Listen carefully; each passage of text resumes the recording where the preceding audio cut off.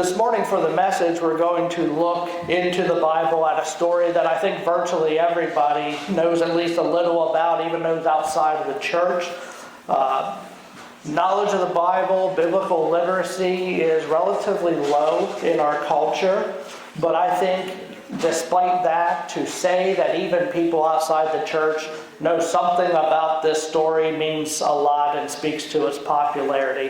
It's the story of David and Goliath. And as we delve into the story, I hope maybe for you it brings back some good memories. Growing up in the church, you were a child hearing it for the first time, and you had these images of David and the slingshot and the very tall giant and all those kind of things. The good thing about revisiting stories like this is that there's especially this story, there's so much in there that my goal this morning is to hopefully pull out some kind of a perspective, maybe some way you haven't looked at it before. It takes the whole chapter, which is a very long chapter, to tell the story. I won't read all of that this morning for the sake of time, but sort of get to the gist of it here. If you're following in your Pew Bible, you'll find it on page 203. And I think I'll start around verse 28, and David comes on the scene, and he is talking to some of the men, trying to find out what's going on with the stalemate between the Israelites and the Philistines. And reading in 1 Samuel 17, beginning in verse 28, we'll read up to about 51. When Eliab, David's oldest brother, heard him speaking with the men, he burned with anger at him and asked, "Why did you come down here? And with whom did you leave those few sheep in the desert? I know how conceited you are and how wicked your heart is. You came down only to watch the battle." "Now what have I done?" said David. "Can't I even speak?" He then turned away to someone else and brought up the same matter, and the men answered him as before. What David said was overheard and reported to Saul, and Saul sent for him. David said to Saul, "Let no one lose heart on account of this Philistine. Your servant will go and fight him." Saul replied, "You are not able to go out against this Philistine and fight him. You are only a boy, and he has been a fighting man from his youth." But David said to Saul, "Your servant has been keeping his father's sheep. When a lion or a bear came and carried off a sheep from the flock, I went after it, struck it, and rescued the sheep from its mouth. When it turned on me, I seized it by its hair, struck it, and killed it. Your servant has killed both the lion and the bear. This uncircumcised Philistine will be like one of them, because he has defiled the armies of the living God. The Lord who delivered me from the paw of the lion and the paw of the bear will deliver me from the hand of this Philistine." Saul said to David, "Go, and the Lord be with you." Then Saul dressed David in his own tunic. He put a coat of armor on him and a bronze helmet on his head. David fastened on his sword over the tunic and tried walking around because he was not used to them. "I cannot go in these," he said to Saul, "because I'm not used to them." So he took them off. Then he took his staff in his hand, chose 5 smooth stones from the stream, put them in the pouch of his shepherd's bag, and with his sling in his hand approached the Philistine. Meanwhile, the Philistine, with his shield bearer in front of him, kept coming closer to David. He looked David over and saw that he was only a boy, ruddy and handsome, and he despised him. He said to David, "Am I a dog that you come at me with sticks?" And the Philistine cursed David by his gods. "Come here," he said, "and I'll give your flesh to the birds of the air and the beasts of the field." David said to the Philistine, "You come against me with sword and spear and javelin, but I come against you in the name of the Lord Almighty, the God of the armies of Israel, whom you have defied. This day the Lord will hand you over to me, and I'll strike you down and cut off your head. Today I will give the carcasses of the Philistine army to the birds of the air and the beasts of the earth, and the whole world will know that there is a God in Israel. All those gathered here will know that it is not by sword or spear that the Lord saves, for the battle is the Lord's, and he will give all of you into our hands." As the Philistine moved closer to attack him, David ran quickly toward the battle line to meet him. Reaching into his bag and taking out a stone, he slung it and struck the Philistine on the forehead. The stone sank into his forehead, and he fell face down on the ground. So David triumphed over the Philistine with a sling and a stone. Without a sword in his hand, he struck down the Philistine and killed him. David ran and stood over him. He took hold of the Philistine's sword and drew it from the scabbard. After he killed him, he cut off his head with the sword. When the Philistines saw that their hero was dead, they turned and ran. May the Lord's blessing be added to the reading and the hearing of his holy word. This morning I'd like to look at this passage. Again, there's more to it than that, but hope maybe this week you'll read the whole chapter and get the whole context, but look at it from the perspective of faith. Specifically, 3 brief points this morning. David's brother Eliab, his lack of faith, King Saul's choice of pragmatism over faith, and lastly, David's practiced faith. So taking the first point first, David's older brother Eliab, he gets a mention in this story. We're ever in a situation where someone didn't want to do what needed to be done, so they sort of try to pass the buck to the next guy. And they say, well, why don't you go and do this? And the natural response to that is, why don't you do it yourself? If you think someone should do it, who better than you to go and do it? So in so many words, it sort of sounds like David may also be suggesting that someone should do something about the problem of fighting Goliath. And at first glance, it seems like David is stating the obvious here, that yes, somebody should fight this big Philistine giant, but the standoff has been going on for 40-some days now, and no one has yet to man up and accept the challenge. The Bible tells us in another place that David's brother Eliab was a tall and handsome man. And when David says somebody should go do it, Eliab, being older than David, basically thinks he's suggesting Eliab, should go and fight against Goliath. And because you typically would want to match up the best you can, your tallest and strongest against their tallest and strongest. So maybe Eliab thought he would be put on the short list, as they say, to go against him if this continues to drag out much longer. And Eliab responds unkindly to David because, of course, he thinks he's going to die if he goes up against this giant. So that is behind the fear of Eliab is a lack of faith on behalf of David's brother. He doesn't have the faith to know that he can beat Goliath. And what happens when a person is scared? Oftentimes they lash out at other people through their words, and we see that happen here as he responds to David rather unkindly. And I think that deep down inside, Eliab knows that he should be more courageous than he is, which explains his attitude towards David, because David is pointing out that he's not as courageous as he ought to be. Now, if we step back from the details and sort of look at the big picture now, this is the classic battle of good versus evil. And whose side here do you think that the enemy, that the devil, was on? Well, he certainly was on the Philistines and Goliath's side. So you can be sure that the devil wanted to do everything in his power to defeat Israel. And over 40 days of this stalemate, you can be sure both sides are starting to get very anxious now, and that's when people start taking risk and maybe making poor decisions. You can be sure that the devil was eagerly awaiting anyone on any side of this battle to step forward, especially someone on the Israel's side, to do whatever it would take to stop Goliath. So imagine David, of all people, the youngest, smallest one of any, is the one who steps forward. And I'm going to suspect that the devil probably thought this was a slam dunk for him and the Philistines. Just this little scrawny kid who's probably scared of his own shadow is going to take on a 9+ foot giant. So what the devil did, he wanted to make it as bad as possible for David, so he used his older brother to talk down to him. And sometimes the most difficult battles that we fight are against those who are supposed to be on our side. ones who are supposed to be aligned with God. In this case, it was someone in David's own family. And in the end, we see how Eliab's fear was greater than his faith.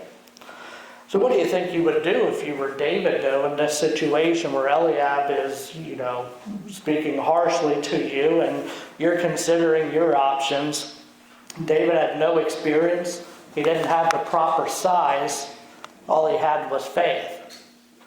And when we talk like that, all he had is faith. Is that really what we want to be saying? Do we ever minimize the power of faith by saying all we have is faith? And, Memorial Day weekend, sort of a war illustration, but it's sort of like saying all I have is an atomic bomb that with one push of the button is going to decimate my enemies. Faith is that strong to a person, specifically a Christian, who yields it properly. So, no, I don't think David had any obligation to consider Eliab's feelings when he was having this back and forth with him, because David was already prepared for the situation, and I'll get into that a little bit later. But this really could be the turning point for David. And to think of this as this only as a story of David and Goliath is to oversimplify the situation, because Goliath's just one of several battles that David would face in this chapter. The first battle I just mentioned, battle against the negativity of his older brother. Then I think that once David won that battle, Goliath was really as good as dead. He was going by faith from that moment on. And the conversation with Eliab was very crucial, that either David was going to turn away in embarrassment, or he was going to use it to strengthen him and charge forth, literally and figuratively. Next up for David was to face his own king, King Saul. Like Eliab, Saul's initial intent is to pretty much get rid of David. You're just a kid. Get out of here. I have bigger things to deal with. But David meets Saul's words with reasons why he should be able to fight. And in short, David says he's fought wild beasts in the past. He's a young boy, and I can fight a lion and kill him. So why not a huge giant like this? And to be completely honest with you, I'm actually a bit surprised that Saul gives in as easily as he does to David. The Bible doesn't tell us why Saul agrees to allow him to fight. Thinking about it practically, maybe I would think there would have to be something more than what we see here. We know from last week that Saul had this falling out with the prophet Samuel, and the Spirit of the Lord had left him from that point on. Maybe Saul recognized something very special in this young boy, David. David was certainly confident as he approached his king. So Saul, I think, would recognize that at the very least, that despite his lack of size and lack of height, I'm sure he realized he has that it factor, that extra thing you can't quite put your finger on. And I'm sure Saul saw this confidence that he didn't see in all of his other warriors. There's no evidence to conclude that Saul gave his armor to David as an act of faith on his part. It seems like it might have been more of a pragmatic decision, as they say. From a human perspective, David was not a good choice to fight against Goliath. He was probably the worst choice of the bunch to fight against him. But whenever there's slim pickings, and like I said, people start getting anxious, things like this sometimes happen. None of Saul's own warriors were volunteering to fight, and I think the Bible also tells us elsewhere that Saul was a very tall man. And again, matching up biggest versus biggest, Saul probably knows sooner or later he's going to be the one who's going to have to go up against Goliath too. So anybody else is better if he can save his own skin. There's a chance that maybe if Saul hoped that this kid would go fight the giant, maybe one of his other men would see this and do the honorable thing and step up and say, no, I'm not going to let this kid let me go instead. If that was his hope, it didn't happen. Good try though.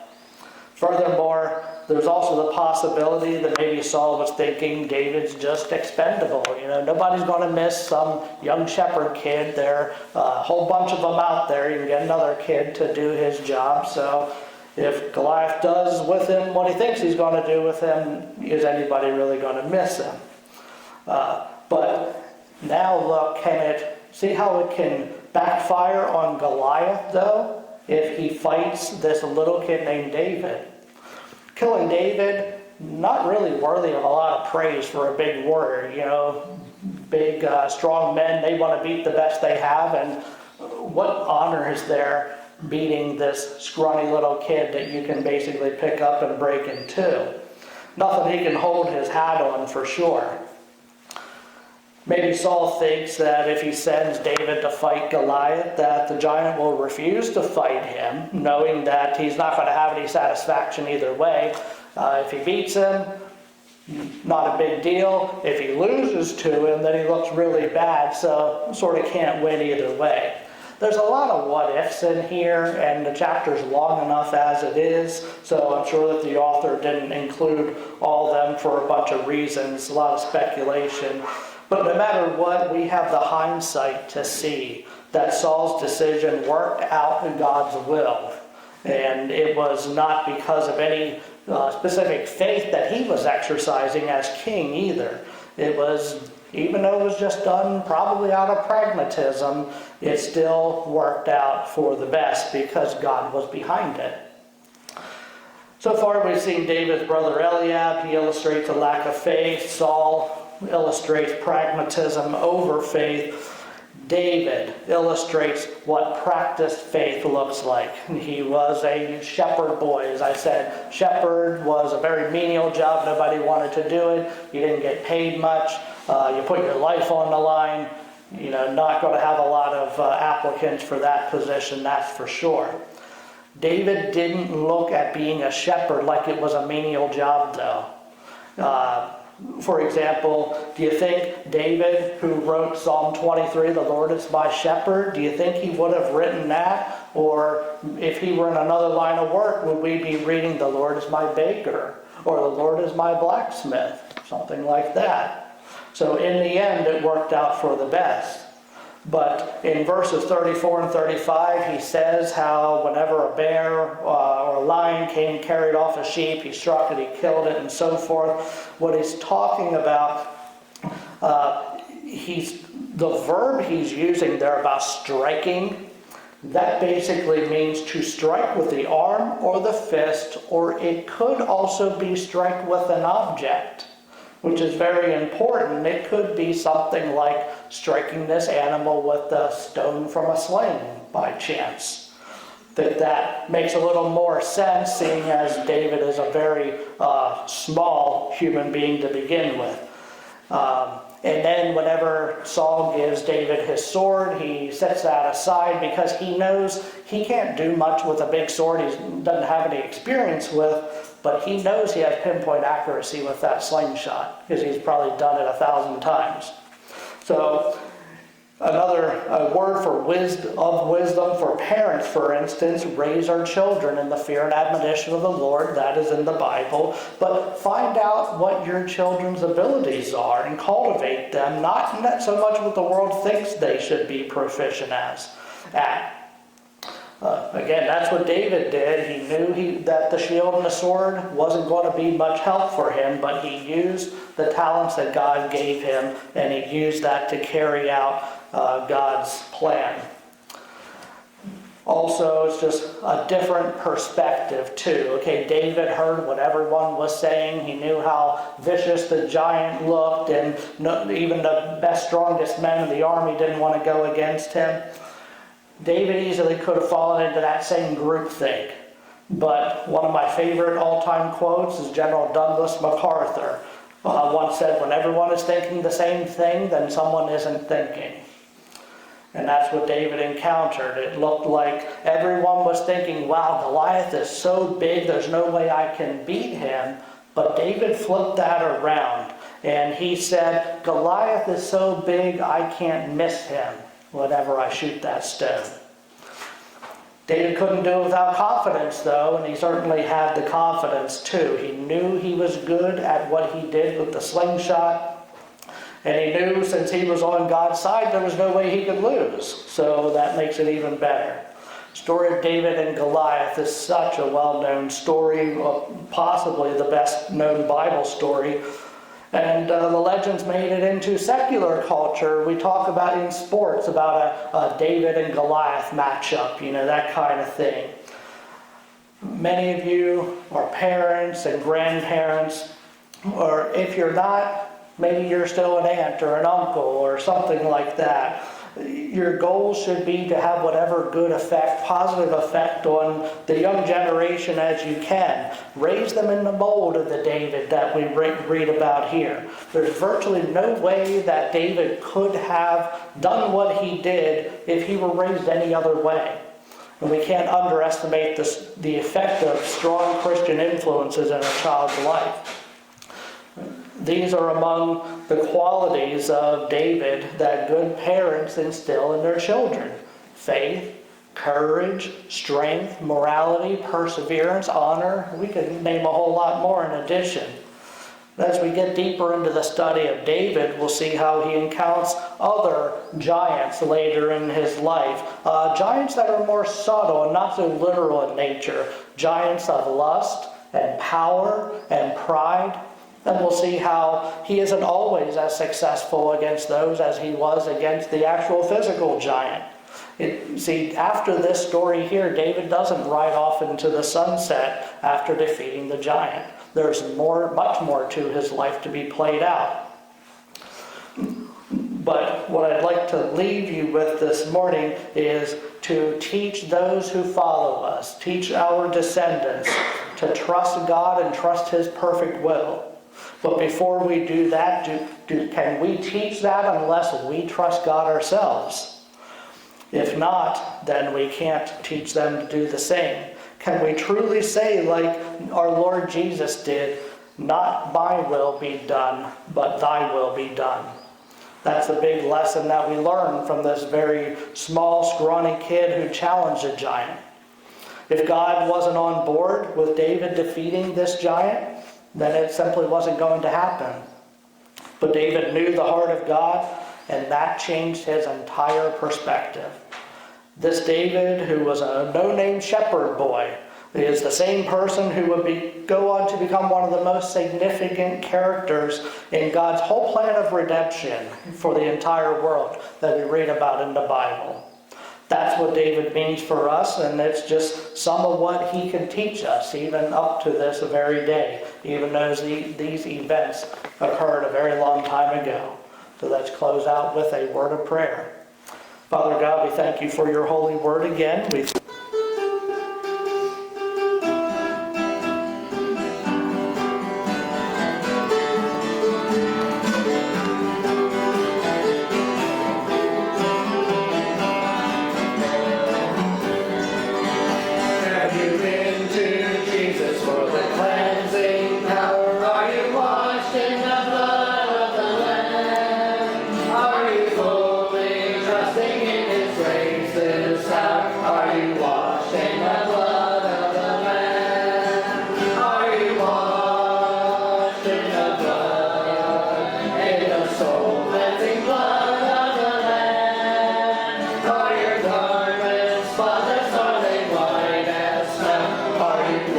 In the blood.